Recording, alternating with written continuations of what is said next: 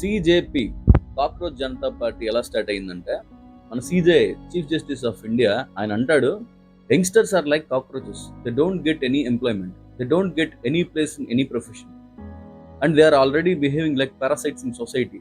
ఇన్ని మాటలు అన్నారు. అంటే యంగ్స్టర్స్ యూత్ అంతా బొద్దింకులు, పారాసైట్లు అంటారు. ఇదంతా విన్న ఒక కామన్ మ్యాన్ ఎక్కడో అమెరికాలో ఉన్న వ్యక్తి నేను పార్టీ పెడతానని ముందుకు వచ్చాడు. మేనిఫెస్టోని రిలీజ్ చేశాడు. ఆ పార్టీ పేరే సిజేపి, కాక్రోచ్ జనతా పార్టీ. పార్టీ పెట్టిన వారం రోజులకే 22 మిలియన్ ఫాలోవర్స్ అయ్యారు. ఈ పార్టీ పెట్టిన అతని పేరు అభిజిత్ దీప్కే. ఇప్పుడు సోనం వాంగ్చుక్ గారి గురించి తెలుసుకుందాం. ఇతను లడఖ్కు సంబంధించిన వ్యక్తి, చాలా పేదరికంలో పుట్టిన వ్యక్తి, చదువుపైన ఆసక్తి ఉన్న వ్యక్తి. అయితే ఎలాగో అలాగా కష్టపడి మెకానికల్ ఇంజనీర్ అయ్యాడు. అయితే లడఖ్లో ఎడ్యుకేషన్ సిస్టమ్ని మార్చాలని అనుకున్నాడు. అయితే సోనం వాంగ్చుక్ గారు సెక్మాల్ అని ఒక స్టార్ట్ చేశారు. సెక్మాల్ అంటే students educational cultural movement of Ladakh. దాని ద్వారా స్కూల్స్లో పాస్ పర్సంటేజ్ 5% నుంచి 75%కి తీసుకురాగలిగారు. ఎడారి ప్రాంతాల్లో నీటి కొరతను తగ్గించేందుకు గాను ఆర్టిఫిషియల్ ఐస్ స్తూపాలను స్థాపించారు. తీవ్రమైన చలి, మంచు ప్రాంతాల్లో విధులు నిర్వర్తిస్తున్న జవాన్ల కోసం సోలార్ హీటెడ్ టెంట్లని నిర్మించారు. సామాజిక, విద్య మరియు పర్యావరణ రంగాల్లో వినూత్న ఆవిష్కరణలకు గాను ఏషియాలో అత్యంత హానరబుల్ అవార్డు అయినటువంటి రామన్ మ్యాగ్సెసే అవార్డు కూడా ఆయన అందుకున్నారు. బట్టి చదువులు కాకుండా కాన్సెప్చువల్ స్టడీస్ని అందించారు. చైనా ఉత్పత్తులకు వ్యతిరేకంగా బాయ్కాట్ చైనా అనే నినాదంతో దేశం మొత్తం మీద ఉద్యమాన్ని స్టార్ట్ చేశారు. ఇప్పుడు నీట్ క్వశ్చన్ పేపర్ లీకేజ్కి వ్యతిరేకంగా స్టూడెంట్స్కి న్యాయం జరగాలనే డిమాండ్ తోటి గత 20 రోజుల నుంచి నిరాహార దీక్ష చేస్తున్నారు. ఇప్పుడు వీళ్ళిద్దరి గురించి చాలా మంది యాంటీ నేషనల్స్ అని, చైనా ఏజెంట్లని మాట్లాడుకుంటున్నారు. సిజేపి, కాక్రోచ్ జనతా పార్టీ, అలాగే సోనం వాంగ్చుక్, వీళ్ళిద్దరి డిమాండ్స్ ఏంటి అంటే, నీట్ ఎగ్జామ్ పేపర్ లీకేజ్ అయ్యి 22 మంది స్టూడెంట్స్ చనిపోయారు. చాలా మంది స్టూడెంట్స్ నష్టపోయారు. నీట్ ఎగ్జామ్ క్వశ్చన్ పేపర్ మాత్రమే కాదు, సిబిఎస్ఈ ఎగ్జామ్స్ పరిస్థితి కూడా ఇదే. ఈ క్వశ్చన్ పేపర్ లీకేజీల గురించి కాసేపు పక్కన పెడదాం. మన ఇండియన్ ఎడ్యుకేషన్ సిస్టమ్ ఎలా ఉందో కాసేపు మాట్లాడుకుందాం. గత 10 సంవత్సరాల్లో 93,000 గవర్నమెంట్ స్కూల్ని తీసేశారు. అండ్ అలాగే దాంతో పాటుగా 42,000 ప్రైవేట్ స్కూల్స్ పెరిగాయి. గవర్నమెంట్ స్కూల్స్లో టీచర్ల రిక్రూట్మెంటే సరిగ్గా లేదు. యూత్ అన్ఎంప్లాయ్మెంట్ ప్రాబ్లం చాలా ఎక్కువగా ఉంది. యాజ్ పర్ నీతి ఆయోగ్ రిపోర్ట్ ప్రకారం మన ఇండియాలో 98,000 స్కూల్స్లో అమ్మాయిలకి కనీసం టాయిలెట్ ఫెసిలిటీస్ కూడా లేవంట. As per news pinch report ప్రకారం మన ఇండియాలో రోజుకు 28 స్కూల్స్ మూతపడుతున్నాయంట. మన గవర్నమెంట్ స్కూల్స్లో సగానికి సగం శాతం, అంటే 50% ఆఫ్ ది స్కూల్స్లో ల్యాబులు కూడా లేవంట. మన దేశంలో ఎడ్యుకేషన్ సిస్టమ్ బిజినెస్ అయిపోయింది. పేదవాడి కళలో నాశనం అయిపోతున్నాయి. ఇంత నష్టం జరుగుతుంది కాదు జరిగింది. ఇది మన ఇండియన్ ఎడ్యుకేషన్ సిస్టమ్ పరిస్థితి. అందుకే స్టూడెంట్స్, సిజేపి వాళ్ళు యూనియన్ ఎడ్యుకేషన్ మినిస్టర్ అయినటువంటి ధర్మేంద్ర ప్రధాన్ని రిజైన్ చేయమని డిమాండ్ చేస్తున్నారు.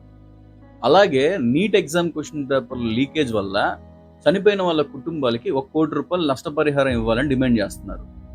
పోలీస్ వాళ్ళు ఈ లాఠీ చార్జులు, టేర్ గ్యాస్ ప్రయోగించడం లాంటివి ఆపాలి అని ఈ 3 డిమాండ్లు పెట్టారు. సోనం వాంగ్చుక్ గారు కూడా 3 డిమాండ్లు పెట్టారు. అందులో మొదటిది ఏంటంటే, నీట్ ఎగ్జామ్ క్వశ్చన్ పేపర్ లీకేజీల గురించి, ఎడ్యుకేషనల్ సిస్టమ్ గురించి అకౌంటబుల్గా ఉండాలని డిమాండ్ చేశారు. ఇకపోతే పార్లమెంటు దగ్గరకు సిజేపీ ప్రతినిధులు వస్తే పార్లమెంట్లో ఉన్న ఎంపీలు ఈ విషయంపై పార్లమెంట్లో చర్చిస్తామని హామీ ఇవ్వాలి. ఇన్ కేస్ సిజేపీ ప్రతినిధులు పార్లమెంట్కి రీచ్ కాకపోతే పార్లమెంట్లో ఉన్న వివిధ ఎంపీలైనా నేనున్న హాస్పిటల్కి వచ్చి ఈ విషయంపై పార్లమెంట్లో చర్చిస్తామని నాకు హామీ ఇవ్వాలని డిమాండ్ చేశారు. అయితే సోనం వాంగ్చుక్ గారు అడిగిన డిమాండ్స్కి ఒప్పుకొని మినిస్టర్స్ వచ్చారు, కలిశారు. ఆయన డిమాండ్స్ అన్నిటికీ ఒప్పుకుంటున్నట్టు హామీ ఇస్తే ఆయన నిరాహార దీక్షను విరమించుకున్నారు. టోటల్గా ఇవి స్టూడెంట్స్, అలాగే సిజేపీ వాళ్ళు, అలాగే సోనం వాంగ్చుక్ గారి డిమాండ్స్. ఇవన్నీ కూడా న్యాయమైన డిమాండ్లే. ఇందులో తప్పే ఉందో నాకైతే అర్థం కావట్లే. ఎడ్యుకేషనల్ మినిస్టర్ ధర్మేంద్ర ప్రధాన్ 2024 నుంచి 2026 వరకు ఎగ్జామ్ క్వశ్చన్ పేపర్ లీకేజ్ అవుతుంటే అకౌంటబుల్గా లేరు, జవాబుదారీతనంగా లేరు. జరిగిన నష్టానికి బాధ్యత ఎవరు తీసుకుంటారు? ప్రభుత్వం ధర్మేంద్ర ప్రధాన్ని ఎందుకు వెనకేసుకొస్తుందో నాకైతే అర్థం కావట్లేదు. ఏమనంటే సోనం వాంగ్చుక్ చైనా ఏజెంట్ అంటారు, యాంటీ నేషనల్ అంటారు, టెర్రరిస్ట్ అంటారు.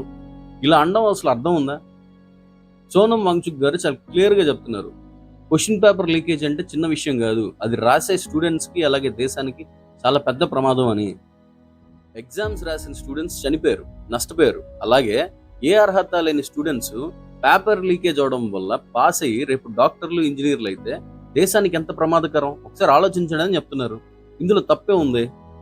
ఇదంతా వదిలేసి సోనాంగ్ వాంగ్చుక్ గారి పైన అలిగేషన్స్ వేసి డైవర్షన్ పాలిటిక్స్ చేయడం ఎంతవరకు కరెక్ట్? ప్రజెంట్ సమస్య ఏదైతే ఉందో దాని గురించి మాట్లాడాలి కానీ టాపిక్ ని డైవర్ట్ చేయడానికి చూస్తే ఎలా? అయినా ప్రొటెస్ట్ చేయడం, శాంతియుతంగా నిరసన తెలియజేయడం మన దేశంలో కాన్స్టిట్యూషనల్ రైట్. అది రైట్ టు ఫ్రీడమ్. అది article 19 clause 1 sub clause B ప్రకారం ఆయుధాలు లేకుండా శాంతియుతంగా సమావేశం అవ్వచ్చు.